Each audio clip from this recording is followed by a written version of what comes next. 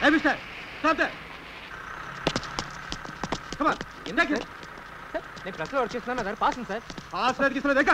నా మాట వినండి సార్. సార్ శాంతి, ఏమిటి నాకేదో భయంగా ఉందమ్మా. వాళ్ళు కూడా వాళ్ళది మన కూడా మంది. రా.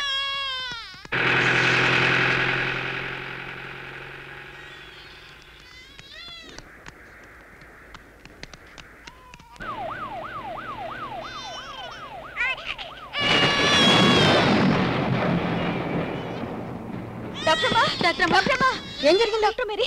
డాక్టర్ మేరీ, ఏమైంది? బాబు మెట్ల నుంచి పడిపోయాడు. నెత్తురు బొట్ట కారిపోతుంది. చూడండమ్మా. ఈ కర్ఫ్యూలు ఎలా వచ్చారు? బాబు ప్రాణాల కంటే మా ప్రాణాలు ముఖ్యం కాదు. త్వరగా చూడండి. డాక్టర్మా, బాబుకి ఎలా ఉంది? బాబుకేం కాలేదు కదమ్మా. బాగానే ఉన్నాడు. కాకపోతే 3 కుట్లు పడ్డాయి. అయ్యో, ఏం పర్లేదు, కంగారు పడకండి. ఈ రాత్రికి ఇక్కడే ఉంచితే మంచిది. శాంతి, నువ్వు వెళ్ళమ్మా, నేనుంటానుగా. ఈ కర్ఫ్యూలో రావడమే ప్రమాదం, మళ్ళీ వెళ్ళడం కూడానా? ఏం పర్వాలేదు డాక్టర్మా. నేను ఇన్స్పెక్టర్ భార్యని. నన్ను ఎవరు ఆపరు. నేను వెళ్ళకపోతే మా ఆయన ఎదురు చూస్తూ ఉంటారు. నేను చెప్పాల్సింది చెప్పాను, తర్వాత మీ ఇష్టం. అక్క, రేపొద్దున పాలు తీసుకొస్తాను బాబుకి. నీకు టిఫిన్ తీసుకొస్తాను. ఏ సీతమ్మోడు శ్రీరామ రక్షించా, లేకపోతే బతుకుండేదానే కాదు.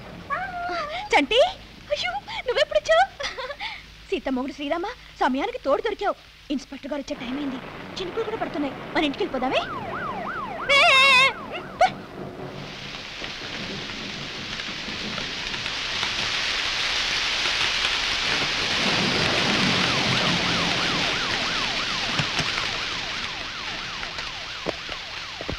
ఎవరు నువ్వు? ఆడ మనిషిని. ఇది మా చంటి. ఇక్కడ ఎందుకున్నావు? వర్షం వచ్చింది, పంచుకొచ్చాను. కొంచెం మీ జీపులో మా ఇంటి దగ్గర దింపరా. కర్ఫ్యూలో అర్ధరాత్రి ఇక్కడ ఏం చేయాలని వచ్చావు?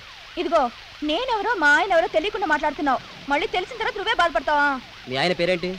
పెళ్ళ మొగుడు పేరు చెప్పకూడదు. ఏం చేస్తుంటాడు? ఇన్స్పెక్టర్ గారు. నీలాంటి వాళ్ళు ఈ మధ్య మొగుళ్ళని, లాయర్లని, కలెక్టర్లని, ఇన్స్పెక్టర్లని చెప్పుకుంటున్నారు. పద జీపెక్కు. జీప్ ఎక్కడం మాకేం కొత్త కాదు. సీతమ్మోడు శ్రీరామ పద. అడో, కరెంట్ ఎప్పుడు వస్తుందయ్యా? ఏంటి ట్రాన్స్ఫార్మర్ మీద తాడి చెట్టు పడిపోయిందా? పొద్దున్న వరకు రాదా? సీతమ్మోడు శ్రీరామ, దొంగలు బయట బాగానే ఉంటారు. అమాయకులు తెచ్చి లోపల వేసేస్తున్నారు. ఏంటి కంపు? స్టేషన్ శుభ్రం చేసుకోరా ఆడ పోలీసులు చీపురు పట్టుకుని. ఏయ్, ఎక్కువ మాట్లాడుకో, నడో. నువ్వు నడవయ్యా ముందు. సార్ ఏమయ్యో? ఏంటి కర్ఫ్యూలో రోడ్డు మీద అనుమానాస్పదంగా కనపడింది సార్ ఈవిడ. అనుమానం పెనుబోతు. ఏమిటి మూతన్నా? చీకట్లో ఉంటే పోతాండ్రేంటి? సీతమ్మోడు శ్రీరామ. ద్రౌపది ముగ్గురు శ్రీరామ అని నేను అన్నానా? నువ్వు అరవకయ్యా, చట్టి తడుచుకుంటుంది. కత్తుందా? లేదు సార్. టెస్ట్లో కనపడలేదు సార్. అయినా నాకు అనుమానంగా ఉంది. అసలేంటి నీ ప్లాన్? నీది ఏరియా, ఏ తాలూకా, ఏ ఫారెస్ట్? ఏంటిది? చంటి, సిరిపురపు వీర వెంకట చంటి. దీని వెనక విదేశీ వస్తాయనుందా? ఒకసారి ఇవ్వా. ఇలాంటిదే మా ఆయన దగ్గర ఉంది. ఇలా పెట్టి నొక్కి. థాంక్స్. సెల్లేసి. కర్ఫ్యూలో అరెస్ట్ చేసిన రౌడీలందరితోటి సెల్స్ అని నిండిపోయాయి సార్. అయితే ఎదురు సెల్లేసి. సార్ అది స్పెషల్ సెల్ సార్. తెల్లారే లోపు కొంపల మునిపో పెట్టవయ్యా. Yes sir. పదవమ్మా. ఇదిగా ఇటుగా అటు పద. మా ఇంటికి వెళ్తాను. ఇంటికి తర్వాత వెళ్దు కానీ ముందు లోపలికి పద. ఇన్స్పెక్టర్ గారితో చెప్తాను. చట్టి, నువ్వు కళ్ళు మూసుకోమా. ఆడపిల్ల కుక్క పిల్లని దబ్బాయిస్తారా? ఉండు, మా ఇన్స్పెక్టర్ గారితో చెప్తాను. అప్పుడు నువ్వే ఏడుస్తావు. ఏడోకే, నువ్వు ధైర్యంగా ఉండు. వచ్చు, వీళ్ళ సంగతి ఇన్స్పెక్టర్ గారితో చెప్పి బాగా తన్నిద్దాం. ఏంటి మేయర్ గారి కొంప మీద అటాక్ చేశారా? Be careful. మీరు ఎక్కడ ఉండండి, నేను వస్తున్నా. Follow me. Yes sir. Come on quick. రండి. అబ్బా, ఒకటే ఉరుకులు పరుగులు. మా ఇన్స్పెక్టర్ గారు కూడా స్టేషన్ ఇంతేనమాట. భోజనం మర్యాదలు బాగానే ఉన్నాయే. ఒరే చంటి, మనం వస్తున్నామని తెలిసి ముందే మర్యాదలు చేశారన్నమాట.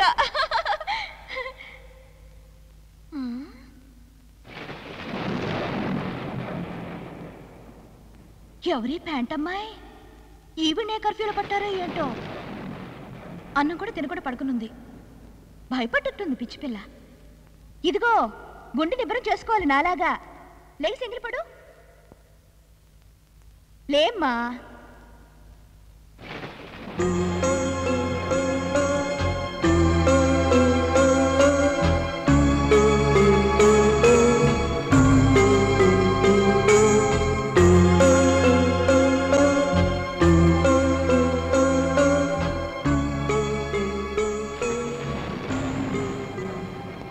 నువ్వెవరు నాలంటమ్మాయి? ఎందుకు?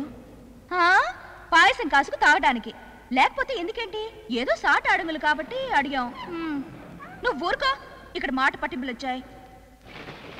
నా గురించి ఇంకొకరికి చెప్పడం నాకు ఇష్టం ఉండదు. తెలుసుకుంటే గానీ నాకు ఉబరాట ఆగదు. అది సరేగానమ్మాయి, చంటికి ఆకలేస్తుంది. ఇక్కడ ఎక్కడైనా పాలు దొరుకుతాయా? నువ్వు ఊరుకోవచ్చు చంటి, నీ గురించే కదా అడుగుతున్నాను. జైలుకి వచ్చాక కొంచెం ఓర్చుకోవాలి. నువ్వు తప్పు చేసి పోలీస్ స్టేషన్కి వచ్చావు, దాన్ని కూడా తీసుకురావడం ఎందుకు? పక్కింటి అక్కయ్య గారు అబ్బాయి మా ఇంట్లో ఆడుకుంటూ మెట్ల మీద నుండి పడిపోయి దెబ్బ తగిలింది. హాస్పిటల్కి తీసుకెళ్ళాం. పిల్లలు చావు బతుకులో ఉంటే చూస్తూ ఊరుకోవాలా? దానికన్నా నన్ను తీసుకొచ్చి ఇక్కడ పడేశారు. ఇందులో నా తప్పుందా? నేను అలా కనిపిస్తున్నానా? నా తప్పు అంటావేంటి? సీతమ్మోడు శ్రీరామ, మీతో దెబ్బలాడుతున్నానంటండి. మీకు ఈ విషయం తెలియదు కదా, ఏమనుకోకండి. నాకు కొంచెం మతి మరపండి. మీకు విషయం తెలుసా? ఒకసారి మా అత్తగారికి కుడుం పెట్టపోయి కుక్క బిస్కెట్లు పెట్టేశారు.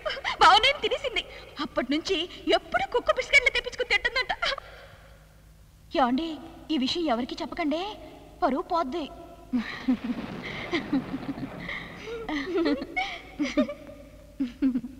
ఏమండి, మిమ్మల్ని ఏమే వసే అని పిలవటం బాగోదండి. కొంచెం మీ పేరు చెప్తారా? విజయ. చాలా బాగు.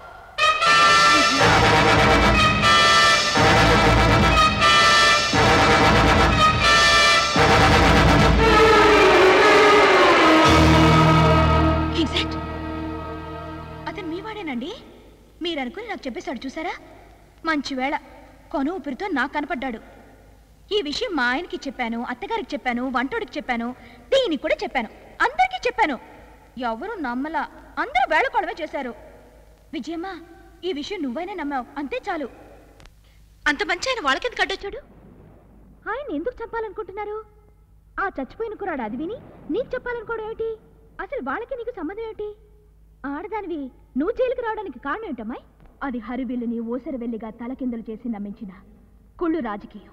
అవినీతిని జుట్టుపట్టు కీడ్చుకొచ్చి లాకప్లో వేసినందుకు ఈ లాకప్ పోసలే నన్ను చూసి వెక్కిరించేలా చేసిన లా అండ్ ఆర్డర్ ఓటమి. నన్ను ఉరితీసేలోగా నాకు జరిగింది చెప్పుకోవడానికి ఒక మంచి మనసు కోసం ఎదురు చూస్తున్నాను. ఆ మనసు దొరకదేమో, ఈ సమాజంలో నా సమాధి ఒక ఉగ్రవాది సమాధిగా మిగిలిపోతుందేమోనని ఉక్కిరిబిక్కిరయ్యాను.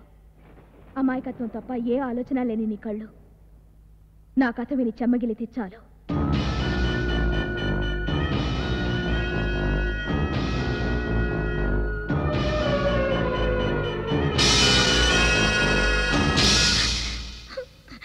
సీతమ్మోడు శ్రీరామ, కష్టాలు ఎప్పుడు ఆడదాన్ని నుదుటి మీద రాస్తాడో దేవుడు.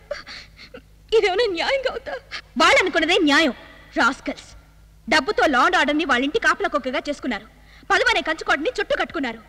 వాళ్ళు నాయకులేంటి పుట్టించిన పరమేశ్వరునే చంపి అదే న్యాయమని ప్రపంచాన్ని నమ్మించగలరు. ఒప్పిస్తారు. మనం ఇలాగే చేతులు కట్టు కూర్చుంటే వాళ్ళు ఏమైనా చేస్తారు. ఇదిగో అమ్మాయి, నువ్వెలాగైనా బయటకెళ్ళి వాళ్ళ ఆట కట్టించి తండ్రిలాంటి ఆయన కాపాడాలి. పాపం ఆ పౌరుషం నాకు లేదనుకుంటున్నావా? కానీ ఈ 4 గోడల మధ్య నుంచి ఎలా బయట?